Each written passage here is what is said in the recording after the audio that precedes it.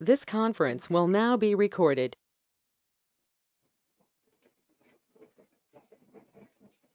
Good morning, everybody. Is it audible to you? Yes, Okay, ma'am. now? Yes, ma'am. Okay. All of you, before going to the class as proper, I want to give some case scenarios to you as usual. So here is the case scenario. 7 years male child brought to the emergency room with history of irritability, headache for 1 day, and altered sensorium for half a day, with history suggestive of 1 episode of generalized tonic-clonic seizures 30 minutes ago. So what are the probable diagnosis or differential diagnosis? What do you think the 7 years MCH is having? What is the diagnosis? Anyone? Meningitis, ma'am. Be loud. What?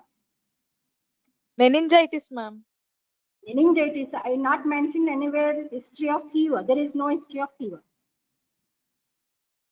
Usually meningitis there will be fever. No, here no fever. So what are the other possibilities? So same history with history of fever associated, then there is possibility of meningitis. There is pyogenic, tuberculosis or viral, but pyogenic more probably, but tuberculosis most probably there will be long history like 1 week or 10 days or 2 weeks. So here there is no fever at all.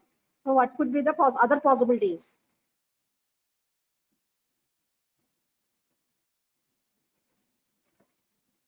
Anybody? Monica? Monica is there? Yes, ma'am. Guess something. Nothing will happen if you say wrong also.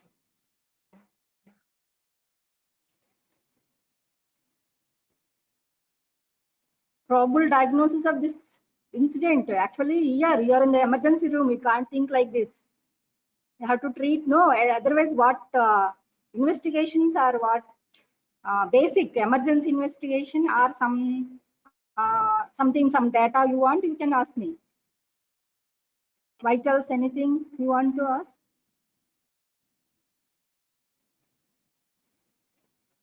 If any child comes to the emergency room or casualty will Epilepsy, ma'am. should act rapidly. Huh? Other possibilities? History of irritability.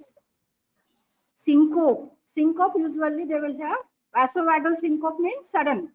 Usually they will stand in some assembly or some tube or something, two line, then they will all of a sudden they will drop. That is syncopal attack. They won't have generalized tonic-clonic seizures. Okay, that's entirely different. Syncope and sudden drop attacks. Suddenly they will lose their consciousness. That is syncopal. Only transient. Usually they will recover. But here they had generalized tonic-clonic seizures.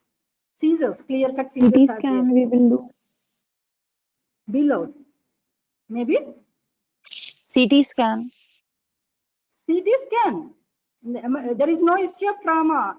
It's only short duration of 1 day history. In CT scan, what do you want? And what are you thinking? First tell me. What diagnosis or what diagnosis you want to see? Any intracranial bleeding or anything?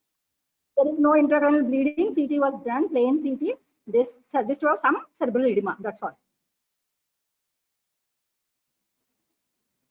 What do you think? Don't want any vital data first. Try to see vitals, then go for CT. If the child is in shock or hypertension, how do you know? So it's a case of hypertensive emergency, hypertensive encephalopathy. Child will have headache, irritability, and altered sensorium or loss of consciousness with or without seizures. Most probably it's a case of hypertensive encephalopathy because there is no fever at all. If there is a fever, we'll think about meningitis, encephalitis, or meningoencephalitis, or cerebral malaria also will present like this. Okay, now we will go for the topic hypertension in children. Why you should know? Now you got the, I think, stimulus, because hypertension emergency is a very emergency to a pediatric population. We may lose the child if you won't diagnose hypertension and won't treat, because it may present with hypertensive encephalopathy, where the child will have loss of consciousness and seizures and other features like disturbances in the vision and all those features. So today's class objectives are, we should know When do you call hypertension in children? Because you can't take same values as in adults. Adults are different and pediatric age group is different. So you should know when to call hypertension in children, definitions of hypertension, and importance of hypertension in children. Why you should know about the hypertension in children, why you should diagnose, and why you have to treat. And you should know how to record the BP in children. It's not equal, as I told you, it's not equal as in adults. So you should take some precautions while measuring. So I will tell all those in this class. And clinical evaluation, how they will present to you. What are the clinical manifestations of hypertension in children? And what investigations you want to know the underlying cause, and how will you manage. So how many types of hypertension you know? Roll number 2. Who is roll number 2? Roll number 5. Roll number 2. Who is this? Chanakya, ma'am. Chanakya. Do you know any types of hypertension, whether in pediatrics or in adults? How will you classify hypertension according to the cause, or according to the etiology, underlying etiology into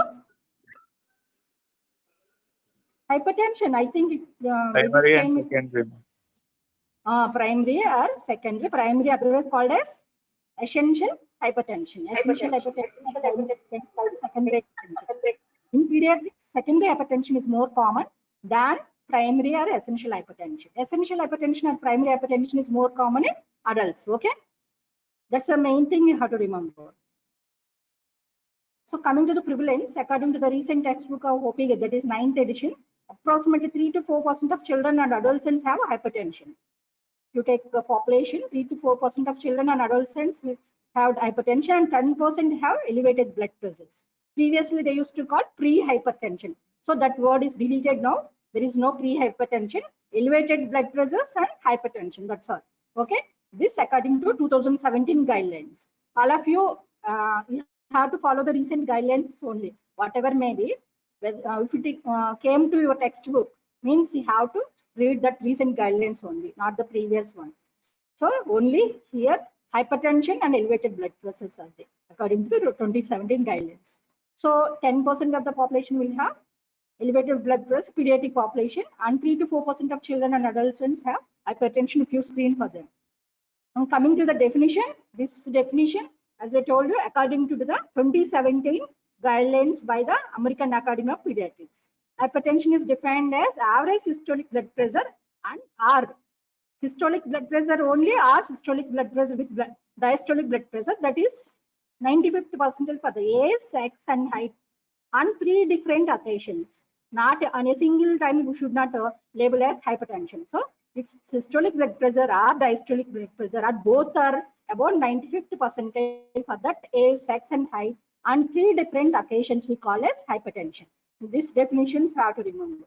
And elevated, when do you call elevated blood pressure? Elevated blood pressure is defined as when systolic blood pressure or diastolic blood pressure that are about 90th percentile but less than 95th percentile for the age, sex, and height, we call as elevated blood pressure.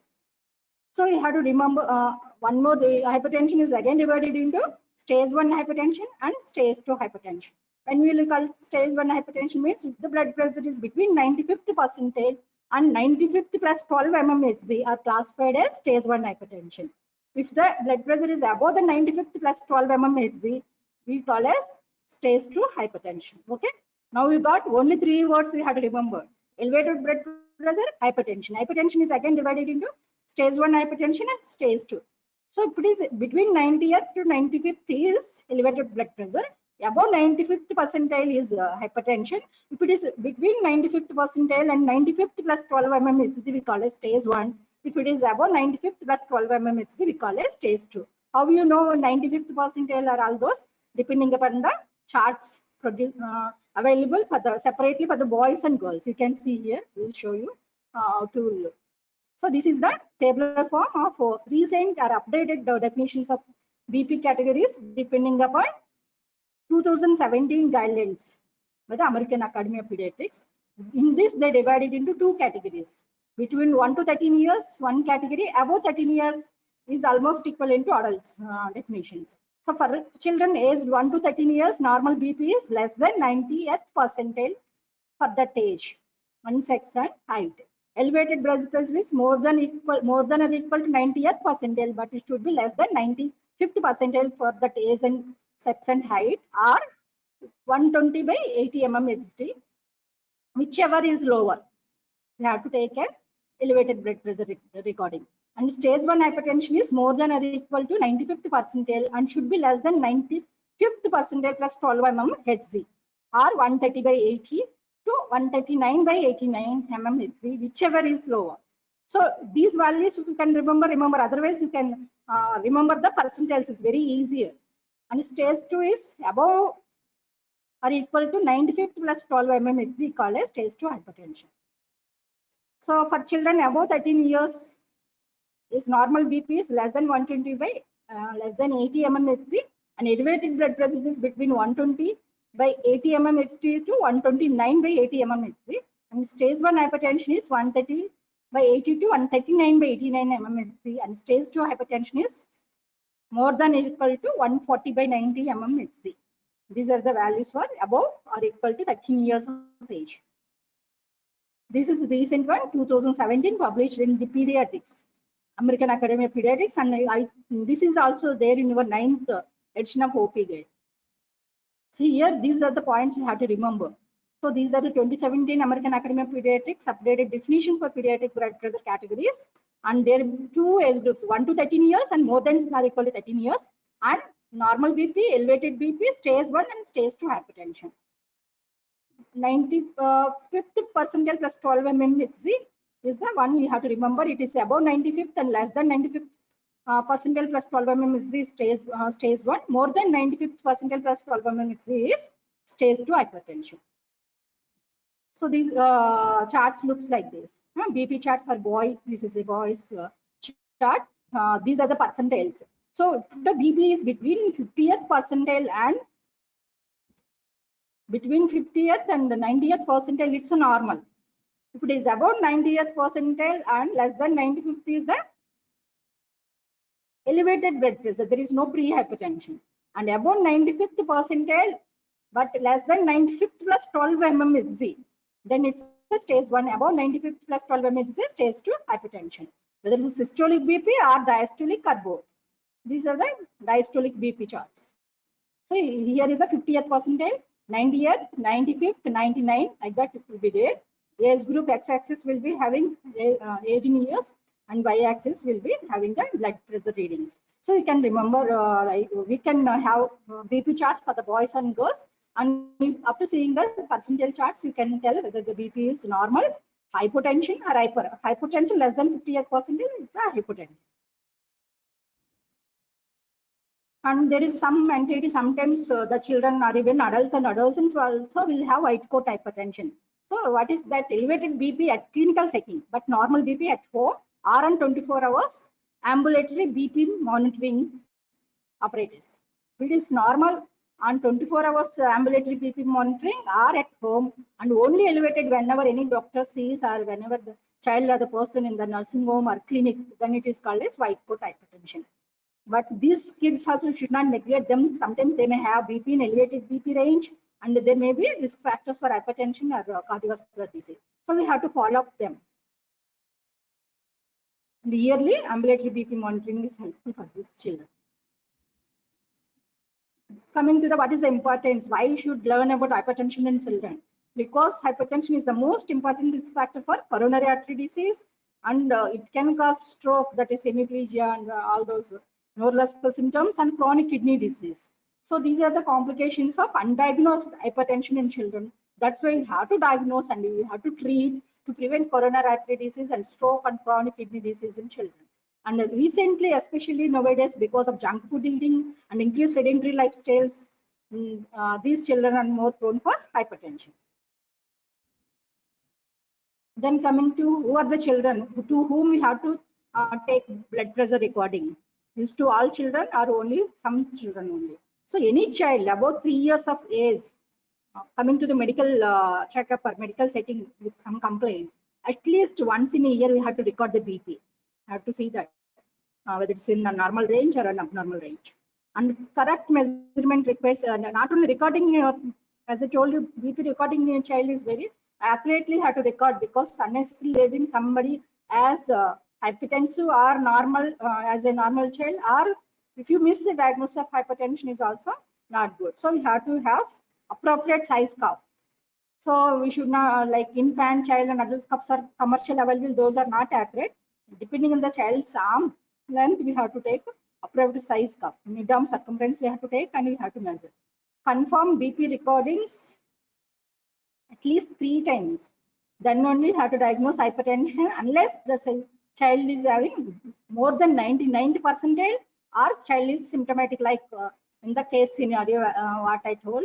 In that case we have to diagnose and treat immediately. But in a child ambulatory patient without any complications, without any symptoms, and BP is less than 99 percentile, you have to record the BP 3 times, minimum separation of at least more than 1 week.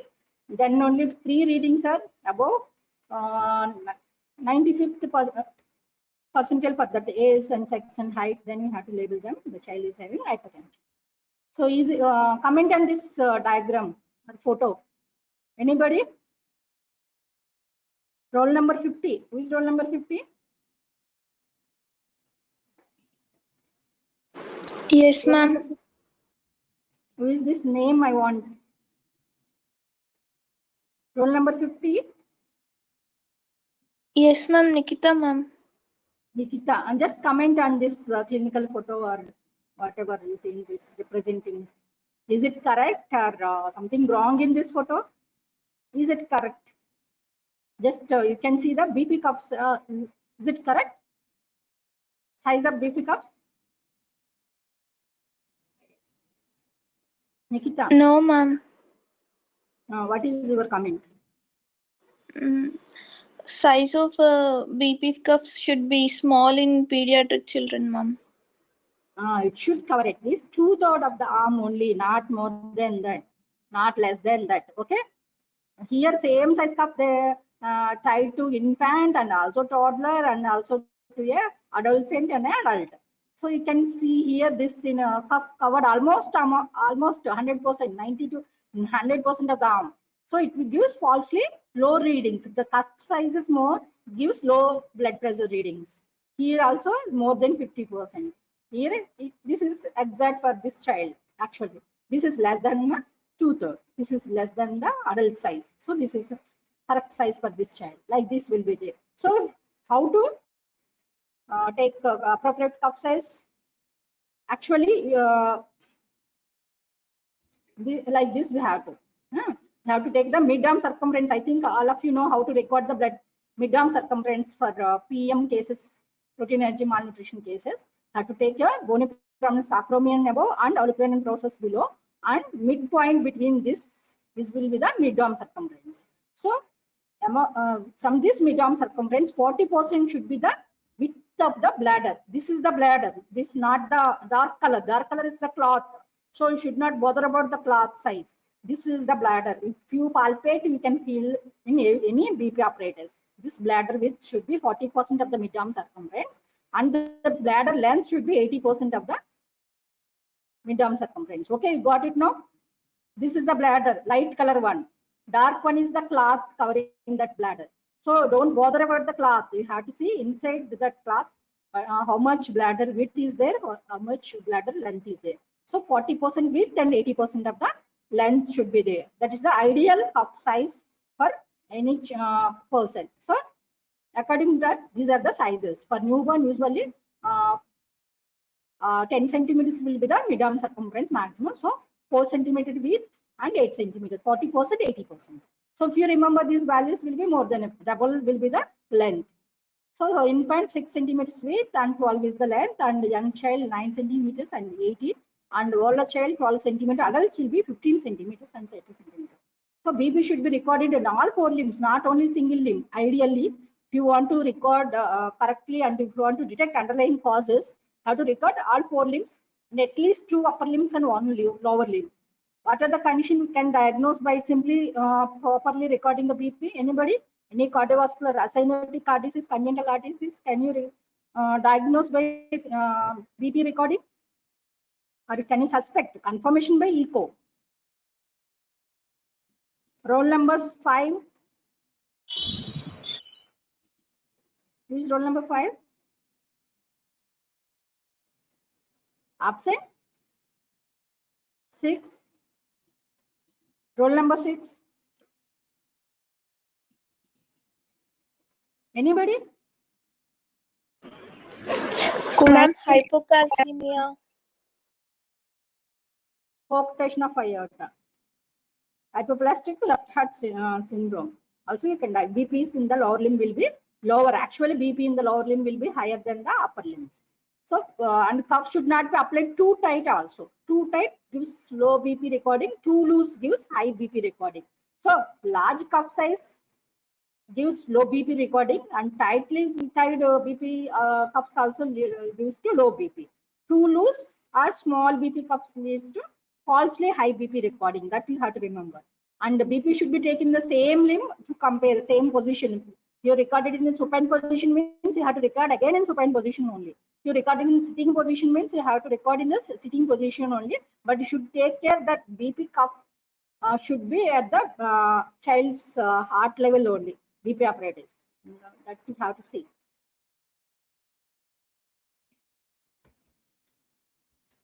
So normally BP in the lower limbs is more than the upper limbs, around 10 to 20 mmHg.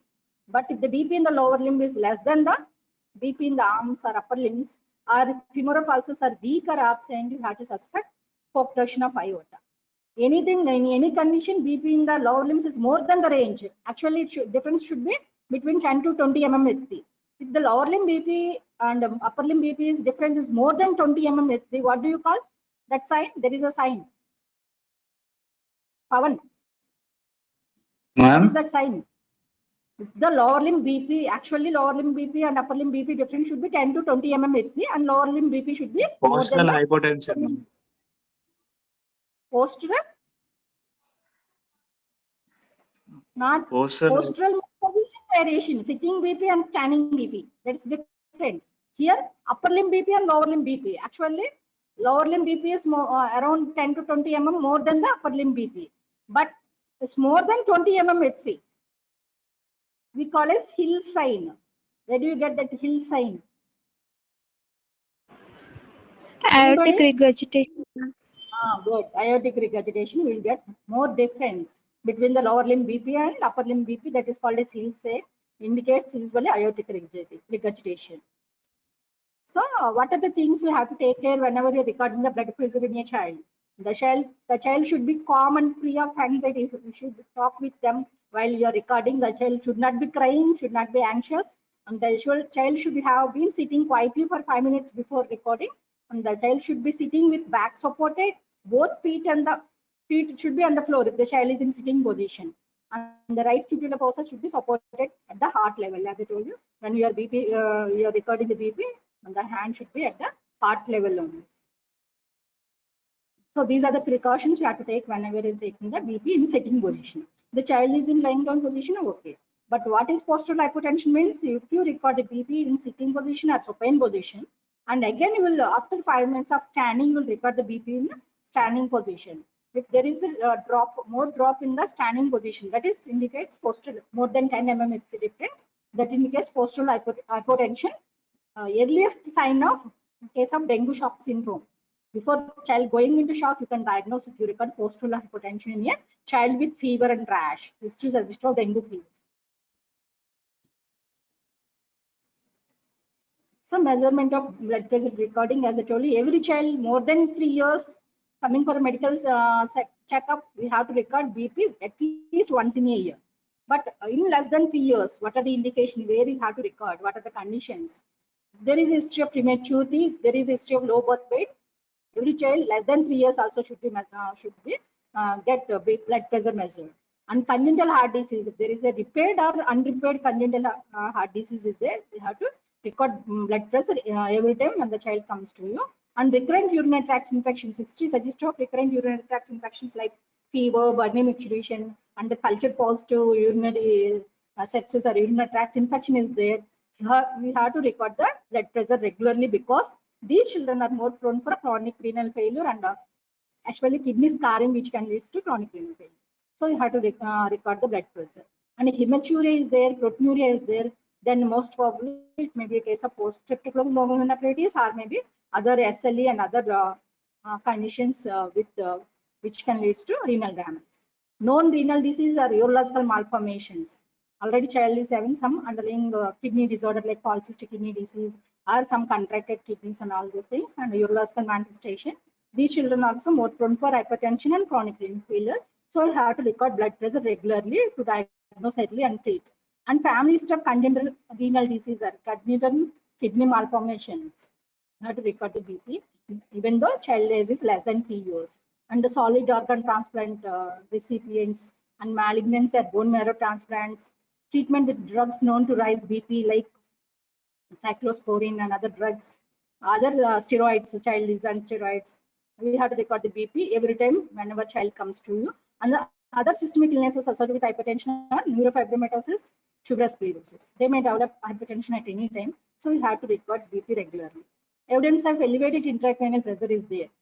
To exclude Cushing's triad, there is a raised severe headache, projectile vomitings. It may be a case of hypertensive encephalopathy. It may be a case of CNS, IC as well as space acquired lesions. So have to record the BP. And what are the other methods? Not only with oscillatory method, other methods are flush technique. Usually we will follow this in newborns and young infants. Only systolic BP we can record. Just we will take BP cuff and increase the blood pressure to just above systolic, tentative systolic reading for that age. If you drop that pressures, usually at what level flushing starts? Or when rising also, at what level flush disappears? This is the systolic BP. Only you can record the only systolic BP. Doppler methods and invasive BP monitoring methods, like especially in very sick child, in case of newborns, we will go for umbilical artery catheter and we will attach to the manometer. So here directly from the BP from the umbilical artery will be measured. And in older child and other children, we can go for radial artery or any central artery. That those are invasive methods. Only we will go in case of ICU setup, where there is more chance of hypotension and hypertensive crisis. And ambulatory BP monitoring for 24 hours. To know the accurate BP recording, you will go for this 24 hours ambulatory BP recording. These are the other methods. So coming to the causes, as I told you, primary hypertension in pediatric case group is very, very rare. Most common will be the secondary causes only. So secondary hypertension causes are most common. Among the secondary hypertension causes are renovascular causes are more common than other causes. Renal causes like chronic pyelonephritis, glomerulonephritis, reflex nephropathy like reflexes usually leads to backflow and scarring of the renal mass. Congenital dysplastic kidneys, congenital polycystic kidneys, multicystic disorders of congenital multicystic disorder and tumors of renal origin like Wilms tumor and nephroblastoma. These are associated with hypertension. Coming to the vascular causes, population of aorta, renal artery stenosis, renal vein thrombosis, umbilical artery catheterization, all associated with hypertension. Next, coming to the endocrine causes.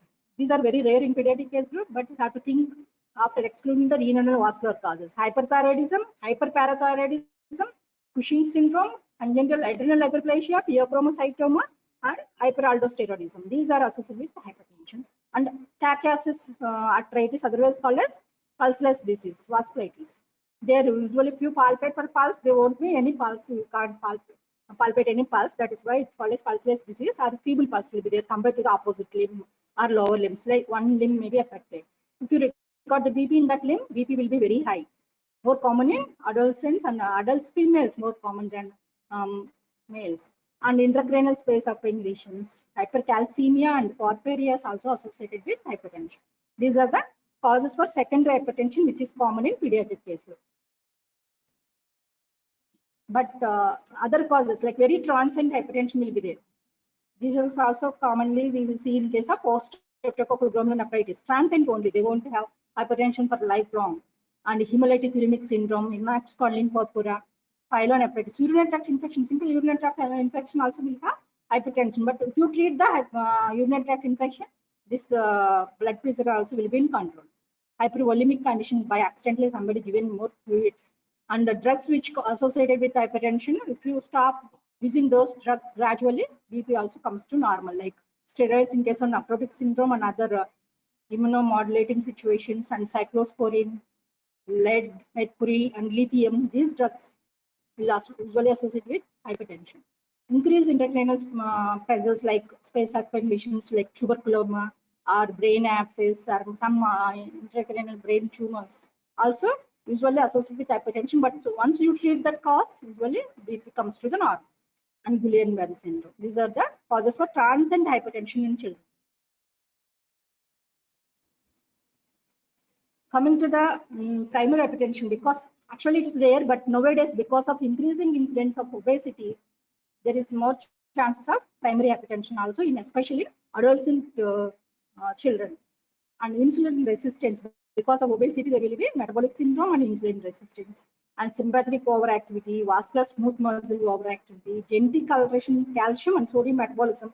These may associate with primary hypertension, but unless there is obesity and the metabolic syndrome features like acanthosis nigricans and irregularities, if there is a female child, irregularities and menstruation, all will be associated with primary hypertension. Coming to the clinical features, how they will come to you, because nobody will say that I'm having hypertension as in adults. They may be recorded blood pressure somewhere, but pediatric nobody will record the BP unless there is a symptoms, unless suspected. As I told you, those conditions we have to suspect. So how they will come to the OPD or emergency room? Usually, most of the primary hypertension is asymptomatic. That's not common in pediatric unless in adolescents with obesity. Secondary hypertension, usually they will manifest with some vague symptoms like headache, as already discussed in the case scenario. They may have vomitings, irritability, visual disturbances like blurring of vision, and if you examine the fundus, there will be papilledema also, breathlessness, exercise intolerance due to left ventricular failure, and due to pulmonary edema, and they may escalate, we may hear S3 gallop. This will be the clinical features of hypertension. If there is hypertension encephalopathy, usually they will manifest with headache, vomiting, ataxia, altered level of consciousness, visual disturbances, blurring of vision, sometimes loss of vision also, seizures. Fundus may show papilledema, and CT scan, somebody asked me, cerebral edema will be there. And extreme rare, very rapidly increased blood pressures, they may go for posterior reversible encephalopathy syndrome. Severe cerebral edema will lead to encephalopathy like picture. Child will be initially altered sensorium, finally they will go into coma and refractory seizures. So unless you diagnose the underlying hypertension and cause for the hypertension, if you treat the hypertension, blood pressure should be in normal range with antihypertensives, and treat the underlying cause for the hypertension, then only these children will become normal. Otherwise, child will have status epilepticus and coma and may lose the child also. But if you treat hypertension, child will recover completely after few days, weeks or months. Clinical examination, usually depending upon the clinical examination, you may get some clues like abnormal faces, Cushing syndrome, moon-like faces with obesity, will think Cushing syndrome. And Turner syndrome, child will be having short stature, rubbing of neck, low hairline, all features will be there. What will be the underlying cardiac malformation in Turner syndrome? Roll number 99. Roll number 99 present or absent? Huh? Turner syndrome, well, this is common actually from anatomy onwards. You are reading about the Turner syndrome. I think anatomy will get, gynec will get, general medicine will get, and pediatrics, and in future PG entrance question.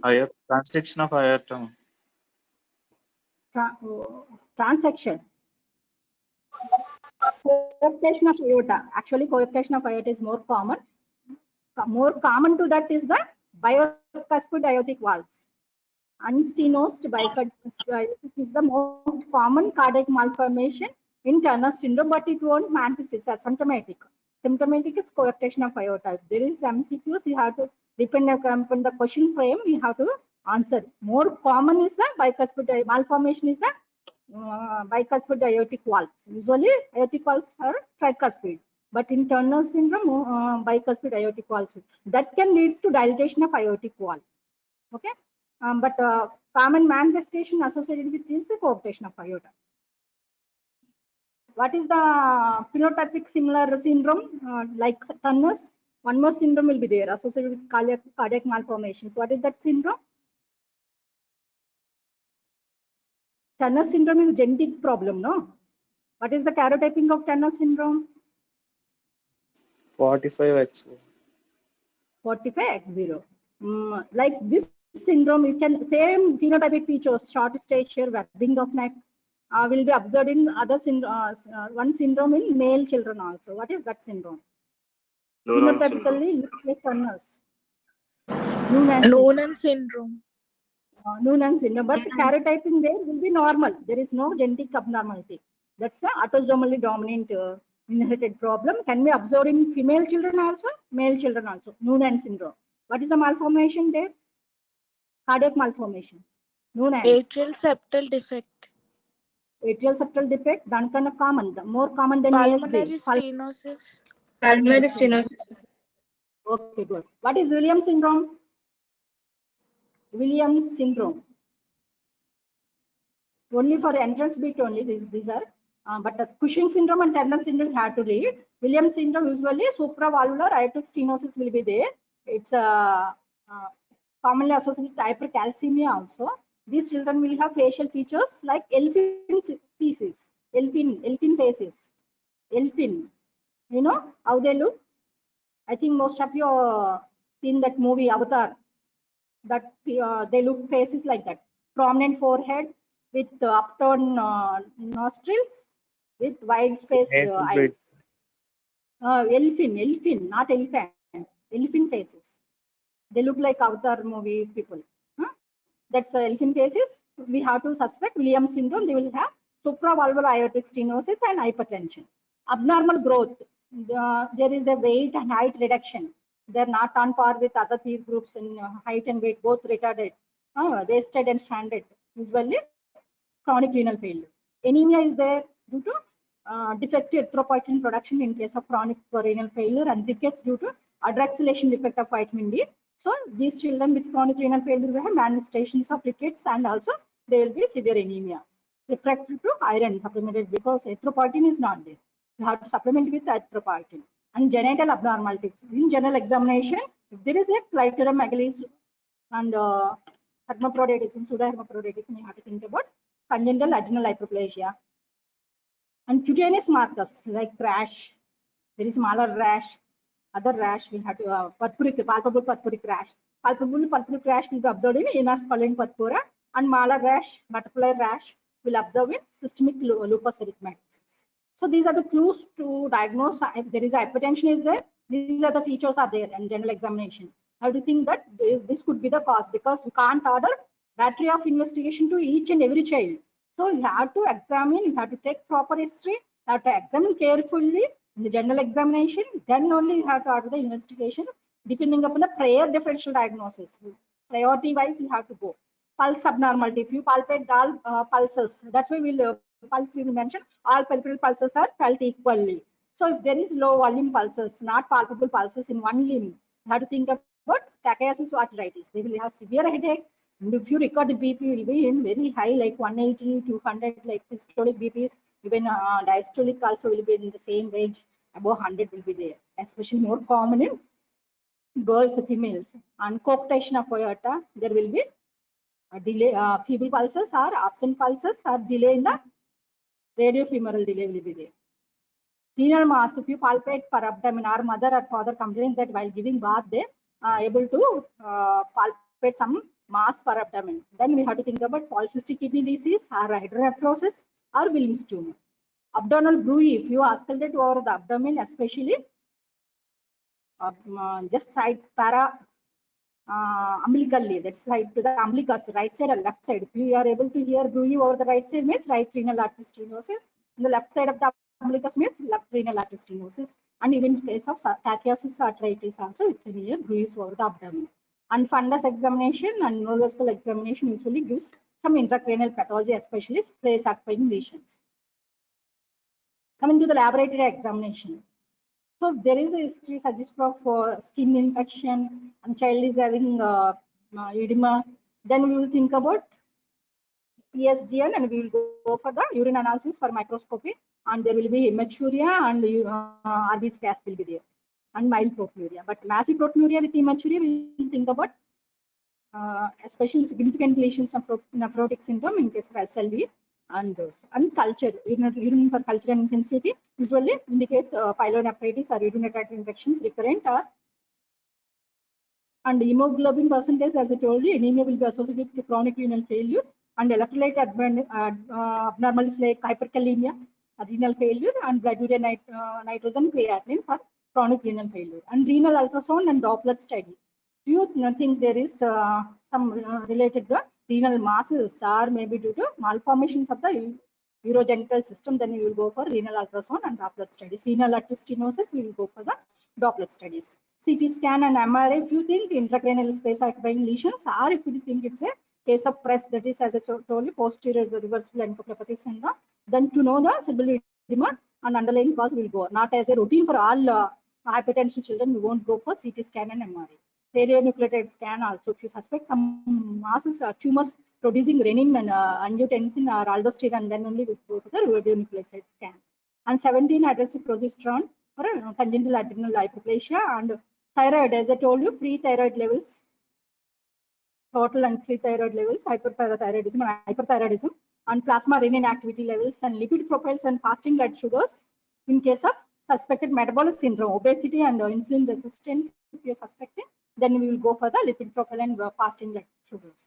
And ECG, chest X-ray, and echo, depending upon the general examination features. If you suspect some Williams syndrome or if suspecting coarctation of aorta, then we will go for the echocardiogram to confirm your diagnosis. And urine and plasma catecholamine levels, if you think tumor secreting catecholamines and steroids in case of tumors.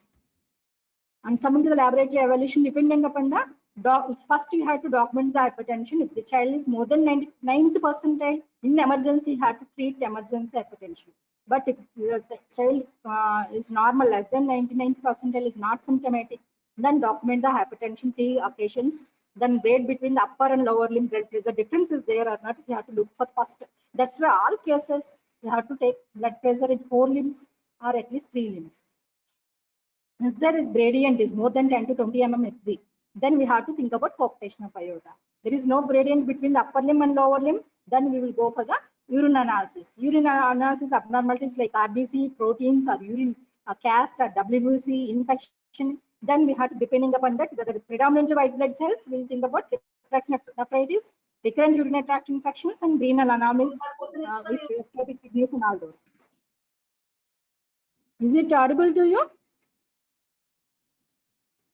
Yes, And if ma'am. there is predominantly RBCs are there in urine microscopy, then we will think about most common is the post-infectious glomerular PSGN, and next is the, in case of adolescent girls, we will think about locus nephritis, and there is purpura is that palpable purpura, dysentery, pain abdomen. We will think of Lennox-Collin purpura, nephrocalcinosis, that is renal stones, and nephrolithiasis, nephrocalcinosis, congenital problem with increased calcium excretion, which produces to nephrolithiasis, renal stones. Nephrolithiasis also observed in case of renal tubular acidosis also. Other nephritis conditions and renal vein thrombosis, thromboembolic manifestations of renal tumors, all will have RBC in the urine examination. If it is not there, urine examination is normal for RBC, WBC, then we will think about endocrine causes. If there are no history suggestive or normal thyroid and parathyroid functions and no Cushing syndrome, then we will think about renovascular lesions. And as if there is no other identifiable cause, then only we will label it as primary or essential hypertension. So coming to the treatment, management. Once you diagnose, first and foremost, management protocol in the pediatric case group is mainly 2, that is lifestyle interventions and pharmacotherapy. So the lifestyle interventions mainly to reduce the weight and increase the physical activity and modify the dietary.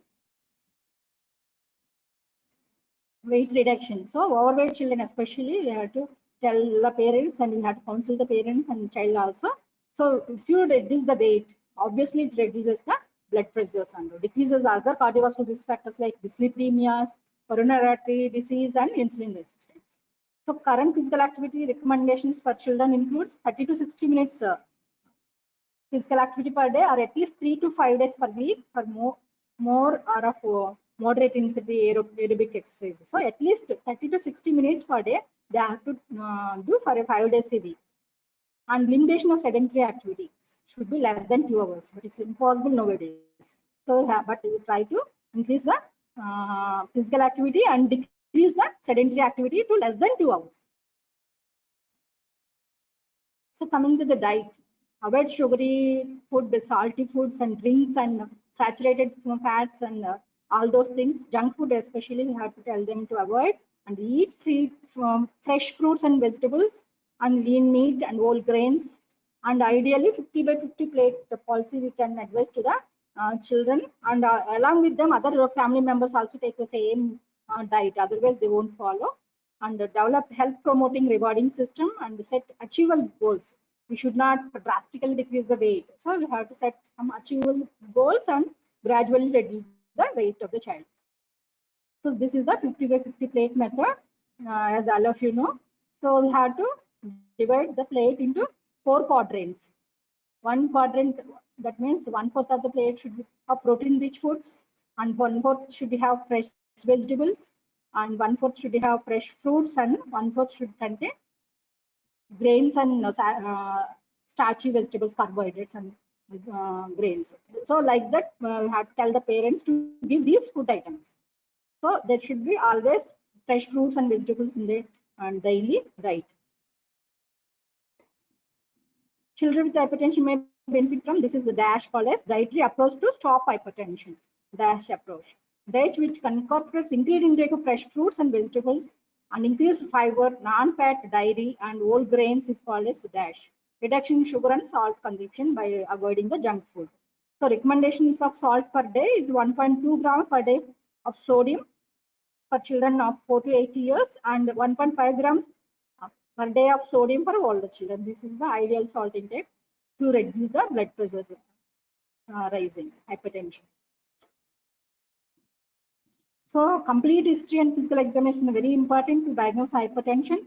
History, especially in case of obese children, we have to ask any sleep abnormality, necessary sleep study also we have to do to prevent the obstructive sleep apnea, which further increases the hypertension. And comorbid risk factors which should examine, like retinal examination, fundus examination, any retinal changes are there, and the echocardiogram. Chronic hypertension leads to left ventricular hypertrophy and further leads to left ventricular failure. And fasting lipids and fasting glucose levels to know the other hyperlipidemia and insulin resistance. And always we have to look for the comorbid conditions, renal, cardiac, and diabetes, and we have to treat that also. Otherwise, child is following the therapeutic lifestyle, and BP recordings are decreasing, especially in elevated blood pressures. We can follow with only dietary modification only before going for the pharmacotherapy. So first you have to rule out the common secondary causes of hypertension, like renal by doing ultrasound abdomen, KUB, and blood urea nitrogen, creatinine, and umbilical artery Doppler and renin levels. And cardiac femoral pulses are depending on femoral pulses are weak, then we have to go for the echocardiogram. And endocrine electrolytes, endocrine thyroid profile, and electrolyte abnormalities and metabolic changes, calcium changes. Screen for metabolic syndrome and coronary vascular risk, lipid profile, and fasting blood sugars. In patients with severe hypertension, very young child, you have to look for the rare causes. So very young age, like 1 year with severe hypertension. Then you have to look for the malignancy or neurological conditions. And in the adults and girls with hypertension, we have to take the proper history regarding the menstrual cycles. If there are missed periods, we have to think about teenage pregnancy with PAH, renovascular diseases, and thyroid diseases. Also, we have to look. In all cases, target organ damage, we have to check for if there are no target organ damage and BP is only elevated, not stage 1, stage 2, we can go with dietary modification, lifestyle changes, and dietary modification. So when to suspect essential hypertension or primary hypertension in children, the child age is more than or equal to 14 years with moderate BP elevation, family history of hypertension, and the elevated body mass index, that is obese individuals, then you have to think it's a case of essential hypertension. For them, 24 hours ambulatory BP monitoring is a good step, and elevated body mass index coexist with other comorbid risk factors. Then go for the fasting blood glucose and lipids and insulin levels. Indications for medical therapy or pharmacotherapy. Treat with medication if the child has secondary hypertension at stage 2 of hypertension. In stage 1 or pre-hypertension, we are not using that elevated BP recordings. If there is a coexisting comorbid diseases, then we have to treat the child with medications. In stage 1 hypertension with evidence of end organ damage, like symptomatic hypertension, left ventricular hypertrophy, hypertensive retinal changes, then also you have to go for the pharmacotherapy only. Stage 1 hypertension with failure to improve after 6 to 12 months of trial with therapeutic lifestyle changes. We tried for 6 months, still there is no reduction in blood pressure recordings. Then you have to go for the medications only. Drug treatment, first choice for pediatric patients is the calcium channel blockers, like nifedipine we will go, and ACE inhibitors like enalapril, lisinopril. But in case of renal artery stenosis, should be very cautious in using ACE inhibitors. Second line drugs like beta blockers and diuretics we can use, angiotensin blockers, receptor blockers, losartan. These are the second line drugs. Avoid combination of drugs as possible as we have to use single drug, maximum dose. There is no improvement, then only have to go for the second drug. These are the drugs. People no need to remember the doses. Just mention the groups and what are the drugs we will use is more than enough. So first step is begin with the recommended initial dose of desired medication. First we have to use the one drug with the initial doses, then we go for the maximum dose. If BP control is not achieved, increase the dose until desired BP target is reached or maximum dose is reached. If BP control is not yet achieved, then add a second medication with complementary mechanism of action. Same mechanism of action, we have to add second drug. Still, if the baby is not controlled, then you have to go for the third antihypertensive with different mechanism or belongs to a different class. So coming to the summary, children about 3 years old always screen for hypertension yearly once. And secondary hypertension is more common in children nowadays because of obesity. We have to think about essential hypertension, but secondary hypertension is more common in children, but primary hypertension only in obese children. Treatment of mild moderate hypertension in children should involve the mild moderate means here elevated BPs and stage 1 hypertension without any comorbid conditions, without any end organ damage. Then we can treat with lifestyle changes only. We can try for 6 months to 1 year. Use single medication at minimum dose before stepping up to other dose. Combination is not controlled unless the single drug is not at maximum dose is not controlling the BP, then only we will go for the combination. Okay, coming to the prevention, always prevention is better than cure. So how to prevent hypertension in children? General principles. So preventing childhood obesity is a general measure. You can prevent hypertension in adolescents and adults. So how to take care of childhood obesity? We have to increase the regular physical activities in the home, at home and also at school. Consumption of fruits and vegetables and moderate salt intake is the ideal diet. Unlimited consumption of processed food items and animal fats. We have to reduce sedentary activities to less than 2 hours per day. So these are the preventive measures to control or to prevent the hypertension in children. Any doubts? Anybody is having any doubts?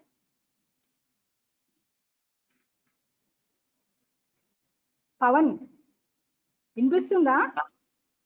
Yes, ma'am. ఎవరికైనా మన doubts ఉన్నాయా?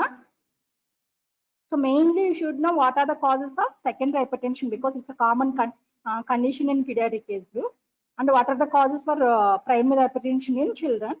What are the risk group less than 3 years who are have to screen for BP, as I told you, prematurity, low birth weight, and all those conditions, and how they will manifest clinical features, how to diagnose depending upon the clinical features and general examination. You have to go for the investigations and management, mainly lifestyle changes and pharmacotherapy. Pharmacotherapy, single drug at a time, initial dose, starting with the initial dose and slowly go up for maximum dose. Then if it is not controlled, then only you have to go for the second drug. This is for normal hypertension, not for hypertensive emergency. Hypertensive emergency, you have to treat with IV drugs. Okay, Ma'am? thank you. There are doubts? Ma'am, can you please Suddenly? share this PPT in the group, ma'am? Okay, I will give to Pawan. Pawan will share. Okay. Yes, ma'am. Thank you, ma'am. Thank you. Any doubts to anybody? Actually, this 2017 guidelines is also there in our OP guide. Please go through in recent 9th edition OP guide. Don't go for the older one. It's not there. So you have to mention this only. Elevated BP. Elevated BP is there instead of pre-hypertension, and the hypertension stage 1 and stage. Okay. Thank you.